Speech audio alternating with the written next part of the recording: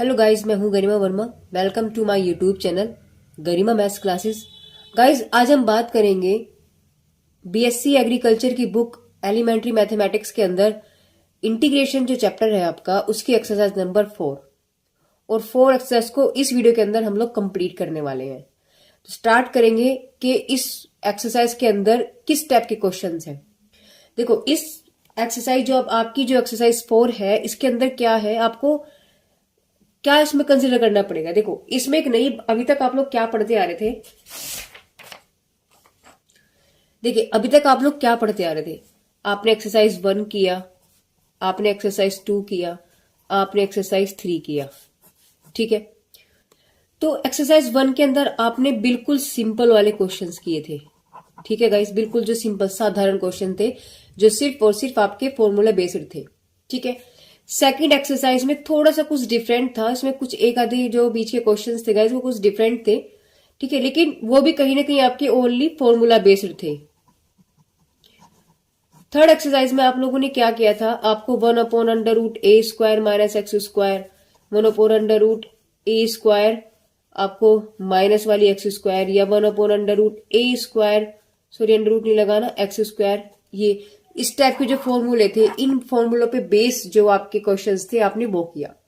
अब exercise number जो आपकी 4 है, यानी जो एक्सरसाइज आपकी 4 है, इसमें क्या आपके पास नया है।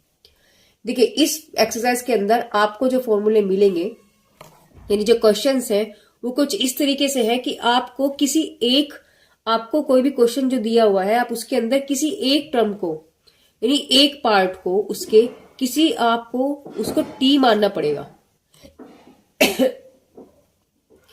यानी कि किसी एक वेरिएबल को, उसमें एक नया वेरिएबल आपको मानना पड़ेगा। जैसे मैं आपको एक एग्जांपल बताती हूँ कि इसमें क्या करना हमें पड़ेगा। जैसे आपको दिया है एक एग्जांपल, हम लेते हैं। एग्जांपल है आपके पास integration of x² cos x³ dx। ठीक है, हमें इसका इंटीग्रेशन करना है। अब आप बोलेंगे कि मुझे कैसे पता लगा कि इसमें टी मानना है, या कोई फॉर्मूला आप तक इसमें लगा सकते थे। देखो, पहली बात, आपको सारे फॉर्मूले याद होने चाहिए। मैथ्स एक ऐसा सब्जेक्ट है जिसमें आप प्रैक्टिस के तौर पर ही चीजों को समझ सकते हैं। ठीक है, तो जितनी आप प्रैक्टिस करेंगे, चीजें अपने आप ही आपके माइंड से ओपन स्टार्ट हो जाएंगी, यानी आपको समझ में आना स्टार्ट हो जाएगा। आपको कुछ करने की जरूरत नहीं, आपका दिमाग अपने आप ही उसी फील्ड की तरफ जाना पड़ेगा, खुद ही जाना स्टार्ट हो जाएगा, कि आपको कुछ सोचने की भी जरूरत नहीं पड़ेगी। अब देखो, हम इसमें कोई फॉर्मूला, हमारे पास इंटीग्रेशन का सिर्फ किसका फॉर्मूला है, कोस एक्स का फॉर्मूला है, या फिर हमारे पास x की पावर n इंटीग्रल का फॉर्मूला है। ठीक है, इन दोनों को मिक्स करके तो कोई फॉर्मूला हमारे पास नहीं है। हमारे पास फॉर्मूले का पेपर भी है, ये देखिएगा।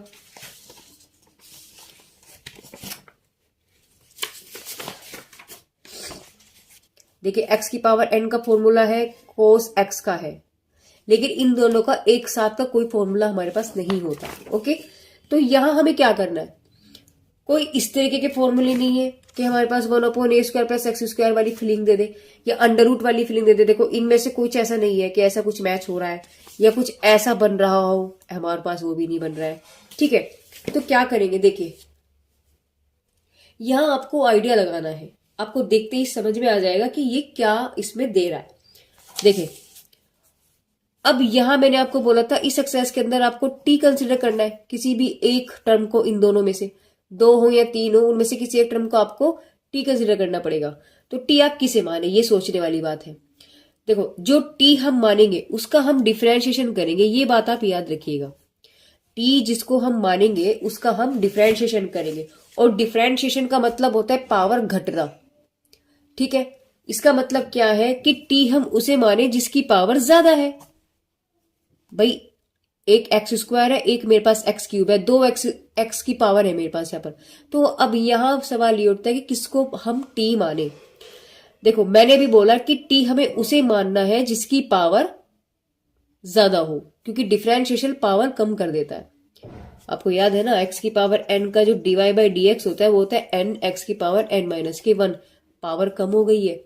ठीक है, तो हम लोगों ने क्या किया, यहां पर हमने x³ को t मान लिया। हमने x³ को t मान लिया। देखिए, क्वेश्चन आपके पास था x² कोस x³ dx, हमने यहाँ पे लेट कंसीडर किया, x³ को t मान लिया। जब मैंने इसको टी माना, अब इसका हम क्या करेंगे, यहाँ पर डिफ्रेंशिएशन करेंगे। जब डिफ्रेंशिएशन करेंगे, याद कीजिएगा कि x की पावर n का जो dy बाई डी एक्स होता था वो n x की पावर n माइनस की 1 होता था। n यहाँ पर क्या वैल्यू दे रहा आपको 3, तो क्या बन गया 3x 3 minus 1 is equal to T का क्या हो जाएगा dt अपॉन dx, क्योंकि विद रेस्पेक्ट टू x चल रहा है। तो यहां से आपके पास 3x स्क्वायर हो गया और इस dx को आप ऊपर ले आएंगे इस तरीके से। तो आपके पास जो ये कंडीशन थी वो ये बन गया, इसका डिफरेंशिएशन आपके पास ये बन के आया। अच्छा चलो, क्वेश्चन की बात अगर हम करते हैं, हमने इसको टी माना था, अब इसकी बात करते हैं। चलिए इसको लेते हैं। तो यहां से जब मैंने इसे लिया, आप इसको आप ऐसे लिख लीजिएगा, cos x square sorry x cube और एक्स स्क्वायर dx। अब इसकी जो वैल्यू है देखो वो ये बन रही है, तो यानी कि 3 फालतू है, इस 3 को आप उठाओ और यहां से आप इसको दूसरी साइड ले जाओ, ये आ गया। तो एक्स स्क्वायर dx की वैल्यू आपके पास dt अपॉन 3 आ गया। इसका मतलब हम यहां पर इसको कोस एक्स क्यू को मैंने माना t, तो ये t बन गया और इसकी वैल्यू क्या आपके पास dt अपॉन 3। यानी क्वेश्चन आपका x में था बट कन्वर्ट किस में हो गया, आपका t में हो गया। अब जिस तरीके से हम x वाले क्वेश्चंस को सोल्व करते थे, सेम उसी तरीके से हम इस क्वेश्चन को सोल्व करेंगे, बशर्ते कि वहां पर हम विद रेस्पेक्ट टू x करते थे, यहां विद रेस्पेक्ट टू आपको t करना पड़ेगा। ठीक है, तो यहां से 3 तो आपका बाहर आ गया, यहां आपके पास बचा कोस t और dt। अब कोस t का इंटीग्रल करना तो बहुत आसान हो गया आपके लिए, ये तो सीधा फॉर्मूला बेस्ड है। यानी हमने सिंपली वे में हमने क्या किया, हमने इसको कन्वर्ट कर दिया एक ऐसी फॉर्म में जो फॉर्मूला बन सके। अब इसका कोई फॉर्मूला नहीं था बट इसका फॉर्मूला है हमारे पास, तो देखिएगा, यानी कि कोस एक्स इंटीग्रल का जो आपके पास फॉर्मूला होता है वो होता है साइन एक्स। तो यहां से अगर हम देखें तो आपके पास बन जाएगा 1/3 कोस एक्स का होता है साइन एक्स, लेकिन टी है तो हम यहाँ टी लिखेंगे और प्लस के सी। अब आंसर हमारा टी में तो नहीं हो सकता जब क्वेश्चन हमारे पास एक्स में था, तो जब क्वेश्चन हमारे पास एक्स में है तो आंसर भी एक्स में आएगा। इसका मतलब हम लोग यहाँ पर टी को कन्वर्ट कर देंगे, फिर से जो वैल्यू हमने कंसीडर किया था उठा करके वही रख दो, तो आपके पास आ गया 1/3 साइन, और टी किसे माना था हमने एक्स क्यूब को, तो इसकी जगह रख देंगे आप एक्स क्यूब प्लस के सी। तो इसका जो आंसर आपके पास आया है, यानी इसका जो आंसर आपके पास आया है गाइस, एक्स स्क्वायर यानी कि x square cos x cube dx, इसका आंसर क्या आया 1/3 साइन एक्स क्यूब प्लस के सी। ठीक है, चलिए ये तो मैंने आपको एक एग्जांपल बताया था। अभी हम लोग एक्सरसाइज की तरफ चलेंगे और एक्सरसाइज में देखते हैं कि किस तरह के कैसे कैसे क्या क्वेश्चन आ रहे हैं। तो पहला क्वेश्चन आपको दिया गया है, क्वेश्चन नंबर 1 में आपसे बोला है इन्होंने कि integral of X E to the power X square dx, इसको हमें सोल्व करना है। देखो मैंने अभी आपको क्या बताया कि इसमें हम लोग क्या करेंगे। देखो क्वेश्चन देखते ही मुझे तो समझ में आ रहा है कि भैया अगर मैं इसको टी मान लूं तो पावर उसकी कम हो गई और एक्स बन गया, समझ रहे हो। यानी कि क्वेश्चन, यानी कि इसमें हम लोग क्या करेंगे, हमें इसमें टी मानना पड़ेगा। ये बात समझ में आई, हमें क्या करना पड़ेगा, इसमें टी कंसिडर करना पड़ेगा, एक नया वेरिएबल हमें इसमें कंसिडर करना पड़ता है। तो हमने यहाँ पे क्या किया, लेट हमने एक्स स्क्वायर को टी कंसिडर कर लिया। अब इसके बाद हम लोग क्या करते हैं गाइस, डिफरेंशिएशन करेंगे, तो लिखेंगे differentiation with respect to x. तो अब हमें ये चीज पता है, अभी हमने आपको बताया है कि एक्स की पावर जो एन होता है उसका डिफरेंशिएशन क्या होता है आपके पास। देखिए एक्स की पावर एन का डिफरेंशिएशन होता है एन एक्स की पावर एन माइनस 1, राइट। तो यानी कि एन यानी कि 2 और एक्स की पावर 2 माइनस 1 और टी का हो जाएगा आपके पास डी टी अपॉन dx। तो यहां से आपके पास आ गया 2x और इस dx को आप इधर ले जाएंगे, यानी कि dx is equal to dt। अब इस क्वेश्चन में आपके पास 2 तो कहीं नहीं है, इसका मतलब आप इस 2 को हटा लीजिएगा, यानी आपके पास आ जाएगा dt अपॉन 2, ये बन गया वैल्यू। ठीक है, अब क्वेश्चन पे चलते हैं। आपको क्वेश्चन दिया था x, तो हमने क्या किया, एक्स स्क्वायर और इस x को इसके साथ ले लिया, यानी कि x dx हमने इसको लिख दिया क्योंकि इसकी वैल्यू ये बन रही है। तो यहां से आपने क्या किया जी, ये देखिएगा e की पावर एक्स स्क्वायर को मैंने माना था t, तो ये तो बन गया t, और इस पूरे की वैल्यू आपके पास है dt अपॉन 2, यानी यहां से 1/2 आप बाहर ले लीजिएगा, e की पावर t और dt बन जाएगा। अब यहां से 1/2 ई की पावर एक्स का जो इंटीग्रल होता है वो सेम होता है, यानी कि ई की पावर एक्स का इंटीग्रल ई की पावर एक्स ही होता है, कुछ चेंज नहीं होता। तो यहां तो आपके पास टी है, तो आप क्या लिखोगे, आप इसको टी में ही लिखेंगे, यानी आपके पास आ जाएगा ई की पावर टी प्लस के सी। बट क्वेश्चन हमारे पास एक्स में था, ठीक है ना, क्वेश्चन हमारे पास एक्स में था, तो आंसर भी एक्स में होगा, इस बात का आप ध्यान रखें। तो जब एक्स में होगा तो यानी कि जो हमने टी कंसिडर किया था उसी को आप फिर दोबारा पुट कर देंगे। तो यहां आपने टी की वैल्यू किसको मानी थी, आपने एक्स स्क्वायर को मानी थी, तो टी की जगह आप क्या रखेंगे, एक्स स्क्वायर। तो यहां आपके पास आंसर क्या आ जाएगा, यानी यहां आप लिखेंगे एक्स स्क्वायर और प्लस के सी, और गाइस यही इसका आंसर होगा। देखिए अभी कंफ्यूजन थोड़ा थोड़ा रहेगा, जब जैसे जैसे हम आगे चलते जाएंगे आपको समझ में आना स्टार्ट हो जाएगा। मैं फिर से चलो इसी क्वेश्चन को एक बार रिपीट कर देती हूँ। एक्स ई की पावर एक्स स्क्वायर डीएक्स आपके पास क्वेश्चन था, उसका इंटीग्रल आपको निकालना था। आपने क्या कर देना है, एक्स स्क्वायर को हमने यहाँ पर टी माना। अब ये क्वेश्चन आप जो मुझसे करेंगे कि भैया हमें कैसे पता लगा कि हमने इसको टी माना, हम आपको फिर से बता रहे हैं कि वो प्रैक्टिस जब हम करते हैं तो अपने आप दिमाग में वो चीजें आ जाती है कि हमें इसको टी मानना है, टी मान के इसको सोल्व हो जाएगा। तो सबसे बड़ी बात क्या है कि आपको प्रैक्टिस करना है, जितना प्रैक्टिस करेंगे दिमाग आपका उतना मैथ में आपका खुलता चला जाएगा। चलिए, तो हमने क्या किया, एक्स स्क्वायर को हमने टी माना, टी मानने के बाद हमने उसका डिफ्रेंशिएशन किया, और डिफ्रेंशिएशन इसका बन के आया 2x dx, मतलब 2x आ गया, और dt का बन गया आपके पास dt अपॉन dx। इस dx को आप इधर ले जाइएगा, आपके पास बन जाएगा 2x dx is equal to dt। यहां से 2 आप इसके नीचे ले जाइएगा तो आपके पास आ जाएगा x dx is equal to dt/2, right. अब एक क्वेश्चन में चलते हैं। क्वेश्चन आपको ये गिवन था, आपने इस x को dx के साथ लिख लिया, और इस पूरे की वैल्यू आपके पास dt/2 है, और ये आपके पास t है, यानी कि e to the power t और dt अपॉन 2 बन गया। ठीक है, ये 2 हम बाहर ले आए, आपके पास क्वेश्चन क्या बन गया, integral of e to the power t dt। तो 1/2 हमें पता है कि e की पावर x का जो डिफरेंशिएशन, सॉरी इंटीग्रल निकालें हम, तो इंटीग्रल क्या होता है, वो e की पावर x ही होता है। तो e की पावर x है आपके पास, यानी x तो है नहीं यहाँ पर, आपके पास t की वेरिएबल में है, तो 1/2 e to the power t plus के c। अब क्वेश्चन आपके पास x में था तो आंसर भी आपका x में होगा, t में नहीं छोड़ेंगे। तो t की वैल्यू क्या थी, एक्स स्क्वायर, क्योंकि हमने एक्स स्क्वायर को t माना था, तो t की जगह हमने क्या रखा, एक्स स्क्वायर बस, और ये आपका आंसर है। चलिए क्वेश्चन नंबर 2 में देखते हैं। 2 में इन्होंने क्या दिया है, देखिए 2 भी बिल्कुल इसी तरह ही होगा। अब यहां अगर हम दोनों को देखें, देखो दो चीजें एक साथ आ रही है अच्छी अच्छी पावर लेकर के, तो ऐसे में हम इसका इंटीग्रल नहीं कर सकते, क्योंकि इसका अलग इंटीग्रल होता है, इसका अलग इंटीग्रल होता है, दोनों साथ बैठे हैं। तो हम क्या करेंगे, हमें ये चीज दिख रही है कि इसकी पावर ज्यादा है, इसकी पावर कम है, यानी कि ज्यादा वाले को अगर मैं टी मान लू तो कम वाला निकल जाएगा। तो यहां से हम लोग क्या करेंगे, लेट x6 को हमने टी माना, तो जब आप लिखेंगे differentiation with respect to x, तो आपके पास आ जाएगा 6x की पावर 5, और dt का बन गया dt अपॉन dx। तो यहां से 6x की पावर 5 और इस dx को आप इधर ले जाइएगा dt, यानी कि x की power 5 dx equal to dt upon 6, ये वैल्यू निकल गई। देखो x की पावर 5 dx। अब यानी कि क्वेश्चन की अगर हम बात करते हैं तो आपके पास क्या आ जाएगा, साइन x की 6, और इस x5 को आप इसके साथ लिख लीजिएगा। इस पूरे की वैल्यू आपके पास क्या है, देखिए dt/6 है, इंटीग्रल ऑफ साइन, और इसको हमने क्या माना है, t। तो क्वेश्चन क्या था, और देखो कितना सिंपल क्वेश्चन हो गया, एक आसान सा क्वेश्चन बन गया आपका। तो हमें पता है कि साइन x का इंटीग्रल जो होता है वो होता है माइनस के कोस x। देखिएगा साइन x का इंटीग्रल माइनस के कोस x। अब यहाँ x था बट यहाँ आपके पास क्या है, t है, तो आंसर ये t में लिखना पड़ेगा, यानी माइनस के कोस t, और 1/6, ये 6 हमने बाहर लिखा, प्लस के c। लेकिन जब क्वेश्चन x में था आंसर t में नहीं होना चाहिए, तो आंसर क्या हो जाएगा, 1/6 कोस t। किसको माना था हमने, x की पावर 6 को माना था, देखिएगा तो x की पावर 6 प्लस के c, बस हो गया आंसर, सिंपल सा।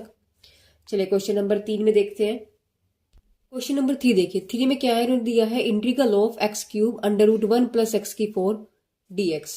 इसका इंटीग्रल आपको निकालना है। देखो करना क्या है, ये बात आपको समझ में आ गई होगी कि t तो मानना है हमें, क्योंकि बिना t के सॉल्व हो ही नहीं सकता।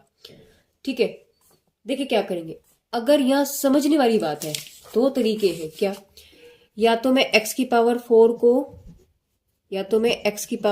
को t मानूं, करके देखते हैं एक बार इस वाली कंडीशन से, ठीक है। तो इसको जब देखा आपके पास आ गया 4x³ is equal to dt upon dx, यानी कि x³ dx is equal to dt upon 4। तो आपके पास जो ये x³ चल रहा है वो dx की वैल्यू आपके पास dt अपॉन 4 आ गई। चलिए आ जाओ क्वेश्चन में, यानी कि आपने माना √1 प्लस एक्स की 4 और x³ dx, यानी आपने क्या माना √1 प्लस टी, ओके। और ये बन जाएगा आपके पास dt अपॉन 4। अब यहां से जब आपने किया तो आप क्या करोगे इसको, यानी कि 1/4 तो बाहर आ गया और 1 प्लस टी की पावर आपके पास 1/2 dt, ये चीज बन के आ गई। अब यहां से आप जब इसका इंटीग्रल करेंगे तो आप क्या बनेगा, देखो 1/4, हमें पता है कि x की पावर n का इंटीग्रल क्या होता है। देखो x की पावर n का जो इंटीग्रल होता है वो होता है x की पावर n+1 अपॉन n+1। तो यहां जो ये चीज है यानी कि 1 प्लस टी है, ये हमें x की पावर n वाली फीलिंग देगा। तो इसका मतलब क्या हुआ, 1 प्लस टी की पावर आपके पास कितना हो गया 1/2 प्लस 1 अपॉन 1/2 प्लस 1 और प्लस के सी। तो यहां से 1/4 आपके पास हो गया, और यानी कि 1 अपॉन टी की पावर आपके पास 3/2, तो नीचे भी आपके पास 3/2। और जब आपने इसको सोल्व किया तो 1/4 इसको उल्टा कर देंगे 2/3 और 1 प्लस टी की पावर 3/2, इससे ये गया 2 आ गया, यानी कि 1/6 आपके पास आ जाएगा। और 1 प्लस टी की पावर, देखो टी को हमने क्या माना था x की पावर 4, तो x की 4 की पावर 3/2 प्लस के सी। एक तरीका तो आपके पास ये है, ठीक है। दूसरा तरीका आपके पास क्या हो सकता है, देखो हमारा आंसर इससे भी आ गया, लेकिन आपको जो अच्छा लगे वो करिएगा। देखो हमने यहाँ पर x की पावर 4 को t माना था। अब हम क्या करेंगे, दूसरा सेकंड मेथड देखिएगा। सेकंड मेथड क्या हुआ, हमने यहाँ पर 1 प्लस एक्स की पावर 4 को ही हमने यहाँ पर t मान लिया, तो आपके पास ये तो 0 बन गया और ये वही आएगा 4x³ is equal to dt upon dx, यानी कि क्वेश्चन फिर वही बन गया आपके पास, यानी कि आपके पास आ जाएगा x³ dx dt अपॉन 4 हो गया। यानी कि आप इस क्वेश्चन में फिर से वही कंडीशन बन के आ गई, यानी आपने क्या किया √1 प्लस एक्स की 4 और x³ dx को आपने क्या माना dt अपॉन 4, तो आप वैल्यू रख दीजिएगा। इस बार आपने इस पूरे को t माना था, तो ये आपके पास √t निकल के आया है और यहाँ आपके पास आया है dt अपॉन 4। अब हमें पता है 1/4 इंटीग्रल ऑफ t की पावर 1/2 dt। देखो क्वेश्चन वही बन गया, लेकिन क्या फर्क रहा, ये डायरेक्ट आपके पास x की n बन गया, यहाँ आपके पास x में क्या था 1 प्लस टी था। तो क्वेश्चन तो फिर भी वही बनेगा, मैंने आपको बोला आंसर तो फिर भी वही आएगा। मेथड दो थे, आप जो चाहे करिएगा। देखो अब इसको हमने क्या किया, यहां से 1/4 यानी x की पावर n बन गया, और हमें पता है x की पावर n का इंटीग्रल क्या होता है आपके पास, x की पावर n+1 अपॉन n+1। तो ये क्या हो गया आपके पास t की पावर 1/2 प्लस 1 और 1/2 प्लस 1 प्लस के c, यानी यहाँ आपके पास 3/2 ऊपर जाके क्या हो गया 2/3 और इंटू 1/4 आपके पास चल ही रहा है, और t की पावर 3/2 प्लस के सी। t क्या था आपके पास, t आपने किसे माना था, देखो 1 प्लस एक्स की पावर 4, तो आपके पास ये कट के तो 2 आ गया, नहीं 1/6 और अंडर रूट कह लो या फिर इसे 1 प्लस के एक्स की पावर 4 की पावर 3/2 प्लस के सी। देखिए t की वैल्यू क्या थी आपके पास 1 प्लस एक्स की 4, देखो ये तो माना था हमने t बराबर 1 प्लस एक्स की 4, तो इससे भी आंसर हमारे पास यही आया है, और हमारे पास पहला भी जो आंसर आया था वो यही आया था। देखो दोनों सेम है, तो आपके पास कोई दोनों मेथड है, आप जो चाहे कर ले, इससे कोई फर्क नहीं पड़ता। फिलहाल हम इसमें जो है सेकंड मेथड यूज करेंगे, वो शॉर्ट पड़ता है थोड़ा। चलो हमने यहाँ पर क्या किया, लेट 1 प्लस एक्स की पावर 4 को ही t मान लिया। तो यहां से जब मैंने इसका डिफरेंशिएशन किया, differentiation with respect to x, तो यहां से आपके पास 0 हो गया प्लस 4x³ हो गया। अब देखिए ये जो हम dt अपॉन dx लिखते हैं उसको डायरेक्ट हम dx यहां लिखेंगे अब, और ये बन जाएगा आपके पास dt। देखो क्या किया मैंने, ये ये वाला जो था ना, देखो dt का, t का आपके पास dt अपॉन dx हुआ, फिर हम बाद में उसको dx को इधर ले जाते थे, तो मैंने डायरेक्ट ही अब इस बार इधर लिया। आगे में हमेशा इस dx को इधर लेकर के लेके जाएंगे, तो आपके पास ये बन गया, यानी कि X cube D X is equal to D T upon 4। ये वैल्यू निकल गई। अब क्वेश्चन के अकॉर्डिंग क्या है, अकॉर्डिंग टू क्वेश्चन ले लो जी, इसे लिखेंगे 1 प्लस एक्स की पावर 4 और एक्स क्यूब डी एक्स, ऐसे लिख लिया। तो यहां से आपके पास क्वेश्चन क्या बन गया, यानी इंटीग्रल ये क्या आपके पास t की पावर अंडर रूट में चल रहा है, और ये आपके पास डी टी अपॉन 4। यहां से आपने 1/4 बाहर लिया, और यहां से आपके पास बन गया t की पावर 1/2 और dt। अब सिंस हमें पता है कि x की पावर n का जो डिफरेंशिएशन इंटीग्रल होता है n+1 अपॉन n+1 होता है ना, और प्लस के c। तो यहाँ आपने क्या किया, यानी कि 1/4 t की पावर 1/2 + 1 अपॉन 1/2 + 1 प्लस के c। तो यहां से 1/4 नीचे, इन दोनों को जब हम जोड़ेंगे क्या बन जाएगा, 3/2, उल्टा कर दो तो 2/3 हो गया, और t की पावर भी आपके पास 3/2 प्लस के c। देखो इससे तो कट गया, तो 2 आया, 2 दिया 6, तो 6 तो ये बन गया। और t की वैल्यू क्या रखी थी हमने, t किसको माना था, देखो 1 प्लस एक्स की 4 को, तो वही लिखेंगे बस यहाँ पर, यानी आपके पास क्या आ जाएगा 1 प्लस एक्स की पावर 4 पूरे की पावर 3/2 प्लस के c। और गाइस यही आपका आंसर है। ठीक है, चलिए क्वेश्चन नंबर 4 में चलते हैं। 4 में आपको क्या दिया है, 4 की अगर हम बात करते हैं, देखिए इसको थोड़ा सा आपको सिंपल तरीके से आपको बनाना पड़ेगा। क्या कर सकते हैं, देखो x² upon under root 1 minus, आपके पास यहाँ x² है और नीचे पावर ज्यादा है, ये बात तो हमें पता है। इस 6 को हम क्या लिख सकते हैं, x की 3 का स्क्वायर लिख सकते हैं, फर्क थोड़ी ना पड़ा। अब क्या करेंगे, देखो x की 3 का, क्योंकि आपके पास x² कब आएगा, जब आप x की 3 को t मानोगे। x की 6 को t मान के आपके पास क्वेश्चन हल नहीं होने वाला। देखो अगर आपने x की पावर 6 को ही t मान लिया, इसको आपने अगर t मान लिया, या इस पूरे को आपने t मान लिया, तो ये तो फिर भी 0 हो जाएगा। यहाँ आपके पास क्या बचेगा, 6x की पावर 5 आ जाएगा।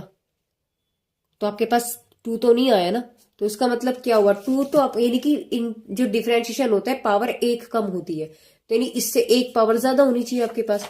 तो हमने क्या किया, 6 को ही 3 करके बाहर होल स्क्वायर 2 में बना दिया। तो यहां आपके पास कंडीशन बन जाएगी, यानी कि अब कंसिडर कर लीजिएगा आप, तो यहां से आपने लेट x³ की वैल्यू t मान ली, तो 3x² dx is equal to dt, that will be x² dx is equal to dt upon 3। ठीक है, वैल्यू उठाओ यहाँ रखो। तो अकॉर्डिंग टू द क्वेश्चन आपके पास क्या बन गया, 1/1 प्लस, इसे ऐसे लिख लो आप, x3 का स्क्वायर का अंडर रूट तो चल ही रहा है, और x² dx हमने ऐसे लिख लिया। अब क्या करेंगे, देखिए इंटीग्रेशन 1/√1, सॉरी यहाँ माइनस है आपका, माइनस x³ को हमने क्या माना है t, तो t और बाहर ऊपर लिख रहा है आपके पास स्क्वायर, तो t² हो गया क्या, x³ की वैल्यू t है, बाहर तो स्क्वायर सेम है ना, तो इसकी जगह मैंने t रखा है, बाहर स्क्वायर है, वो स्क्वायर जुका तू रहा, और ये वैल्यू किसके बराबर आपके पास, dt अपॉन 3, तो dt अपॉन 3। यहां से 3 बाहर निकाल लीजिएगा आप, आपके पास रह गया अंडर√1 माइनस t का स्क्वायर और dt।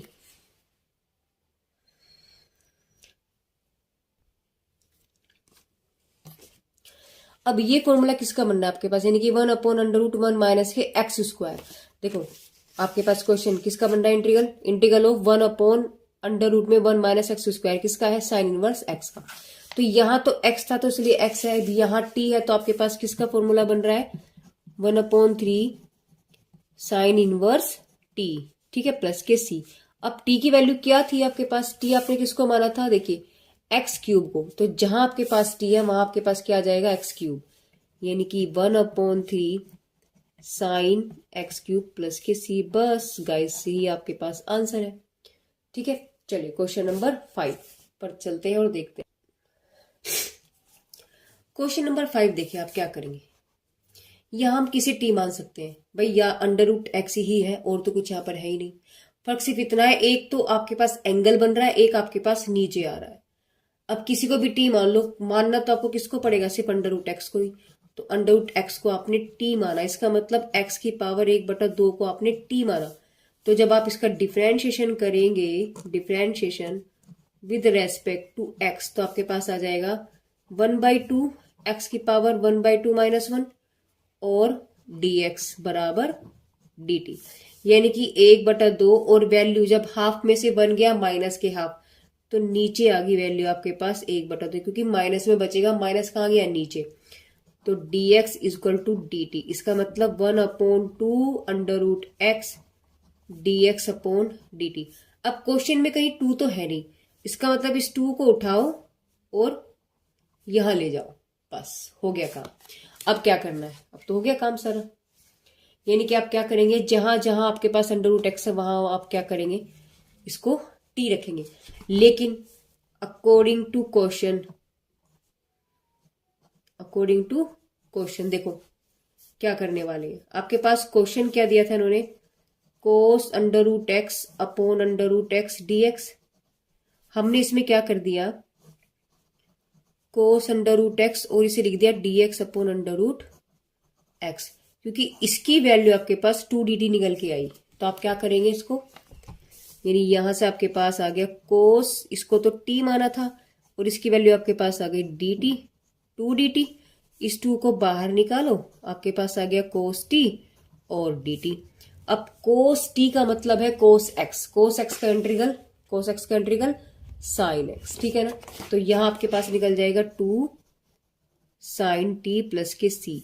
अब टी किसको माना था आपने, अंडर रूट एक्स को माना था। टी की वैल्यू कितनी थी, अंडर रूट एक्स।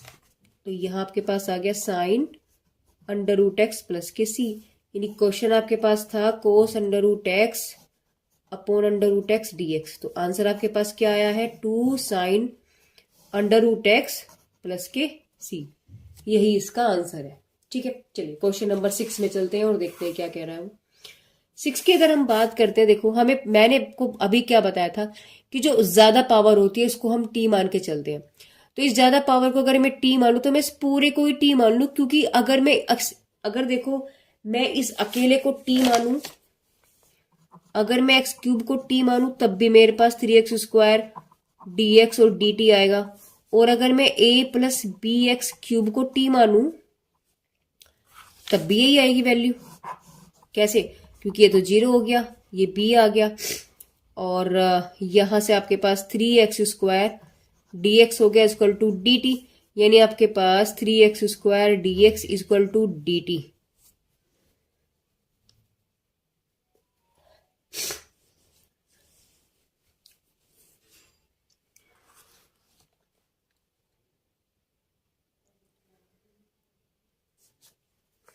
यानी x² dx is equal to dt upon 3, और b भी चल रहा है तो यहाँ आपके पास b आ जाएगा। अच्छा, यहाँ की अगर हम बात करते तो यहाँ आपके पास x² dx is equal to dt upon सिर्फ 3 आएगा। तो लेकिन ये 3 आएगा, बट आगे क्वेश्चन जब हम सोल्व करेंगे आंसर वही बैठेगा, जैसे मैंने पीछे बताया था आपको। तो हम लोग फिलहाल इस वालों को लेकर चलेंगे क्योंकि ये इजी रहता है। पूरे के पूरे को उठा के टी मान लो तो आपको दिक्कत नहीं रहेगी। तो आपने यहाँ पर क्या किया, आपने यहाँ पर लेट a + bx³ को आपने t माना। जब आपने डिफरेंशिएशन किया विद रेस्पेक्ट टू x तो ये तो 0 बन गया, और b × 3x² है ना, और dx is equal to dt। t का क्या बनेगा, dt अपॉन dx, dx को उठाओ उधर ले जाओ, ठीक है। तो यहां से आपके पास आ गया x² dx equal to dt, और ये 3 और b इसे इसके नीचे ले जाओ, क्योंकि इस क्वेश्चन में 3b कहीं है नहीं, इसलिए सिर्फ x² dx ही बन रहा था। अब according to question, according to question, तो आपको क्वेश्चन गिवन क्या है, x² sec² a + bx³ dx। हमने क्या कर दिया, sec² a + bx³ और x² dx। इस पूरे की वैल्यू क्या आपके पास, dt अपॉन 3b। तो इंटीग्रल ऑफ sec², इस पूरे को मैंने क्या माना था, t, और ये आपके पास आ गया dt अपॉन 3b। अब 3b तो कांस्टेंट है, विदाउट t है, यानी कि कांस्टेंट का काम करेगा। तो 1/3b integral of sec² t dt, यानी कि sec² x किसका इंटीग्रल होता है?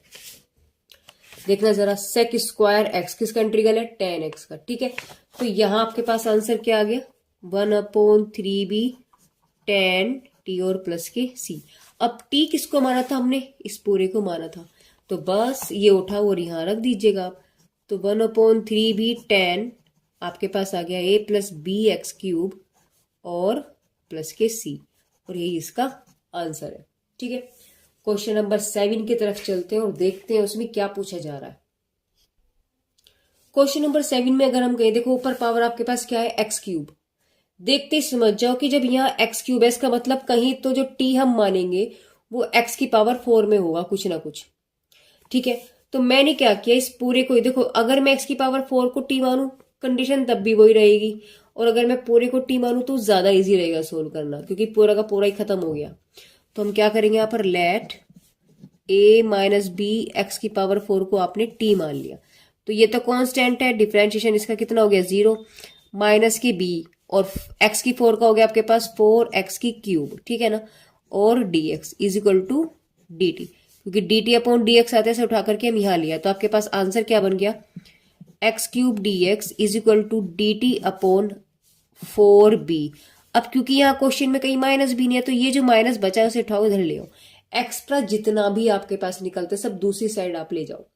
तो सिर्फ जो क्वेश्चन में कंडीशंस बन रही हैं उसको फोकस करते हुए बाकी अदर जितनी भी वैल्यूज वहां पर होंगी, माइनस हो, स्क्वायरिंग हो, एनी अदर कोई भी नंबर हो, टर्म हो, उसे सब उठाओ दूसरी साइड ले जाओ, बस उसको अकेला वही टर्म छोड़ दो। तो यहां हमारे पास निकल के आ गया। अब क्या हुआ जी? अकॉर्डिंग टू द क्वेश्चन क्या बन जाएगा? इंटीग्रल ऑफ, आप यहां से इसको ऐसे लिख सकते हैं कि एक्स क्यूब डी एक्स और 1/a माइनस बी एक्स की पावर 4 7। तो इस पूरे की वैल्यू आपके पास क्या है? यहां से हम देख चुके हैं कितनी है इसकी वैल्यू, यानी आपके पास ये बन गया dt अपॉन 4b माइनस के, और 1 अपॉन ये क्या है? टी की पावर होगी 7। तो इस माइनस को आप बाहर निकाल लीजिएगा और 1/4 भी बाहर निकाल लो। तो इंटीग्रल ऑफ, अब एक चीज देखो कि इंटीग्रल के अंदर आपके पास 1 अपॉन जो x की पावर n होता है ना, यानी कि 1/x की पावर n इंटीग्रल के अंदर कुछ नहीं होता। आपके पास x की पावर n का फॉर्मूला है, 1/n का कोई फॉर्मूला नहीं है। इसको हम क्या करेंगे, यानी x की पावर ऊपर ले जाओ माइनस n बना करके तब सोल्व करेंगे। तो ये क्वेश्चन कुछ इसी की तरीके से बन रहा है, यानी यहाँ जो आपके पास 7 बन रहा है इसको आप माइनस में ऊपर ले जाओ और आपके पास माइनस के साथ बन जाएगा।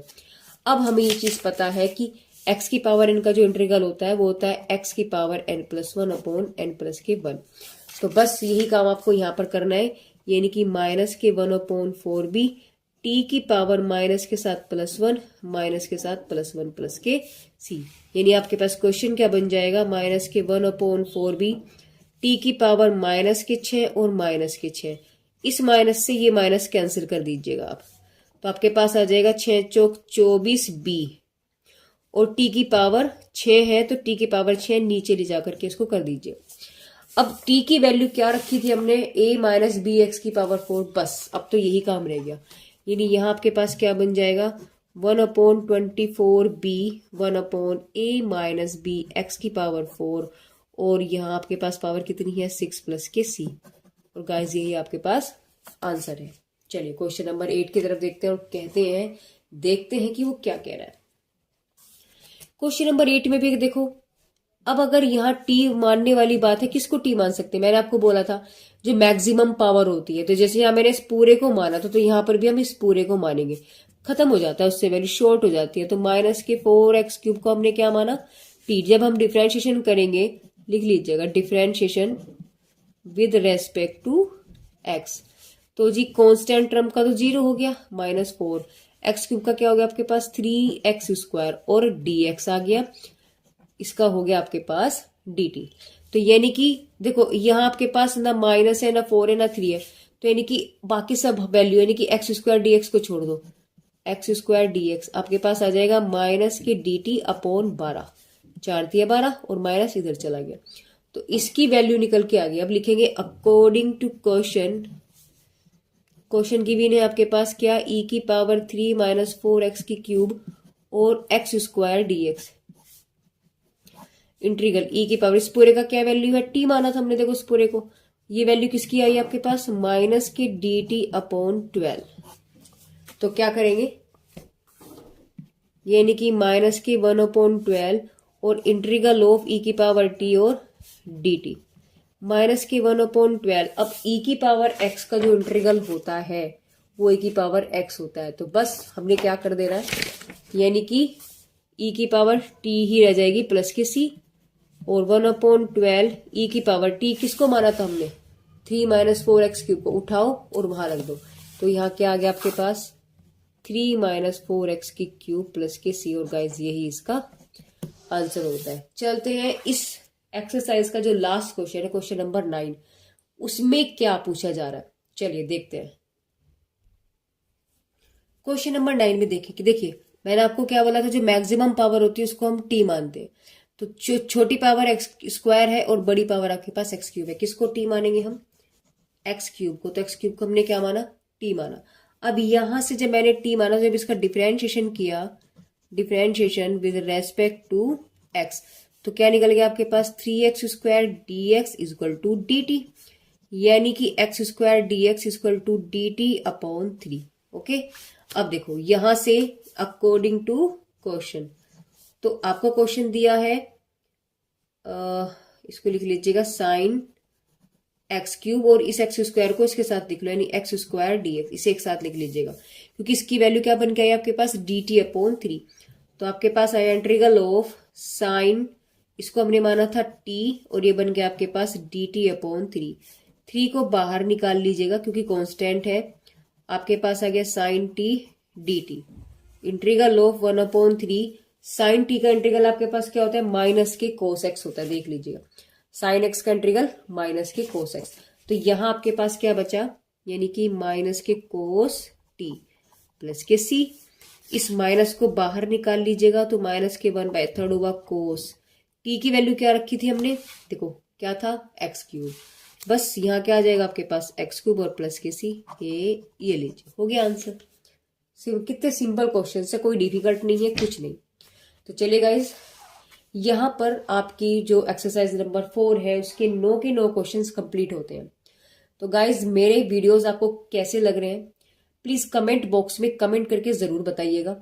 अपनी प्रॉब्लम भी आप मुझसे शेयर करिएगा कमेंट बॉक्स में लिख करके, या फिर आप मेरे टेलीग्राम पर भी जुड़ सकते हैं, वहां जाकर के आप मेरे हम वहां जाकर के आप हमसे जुड़ सकते हैं, साथ में वहां आप हमसे शेयर भी कर सकते हैं आपकी जो प्रॉब्लम्स होगी।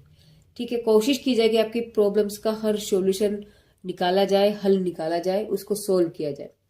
तो guys thank you for watching my videos.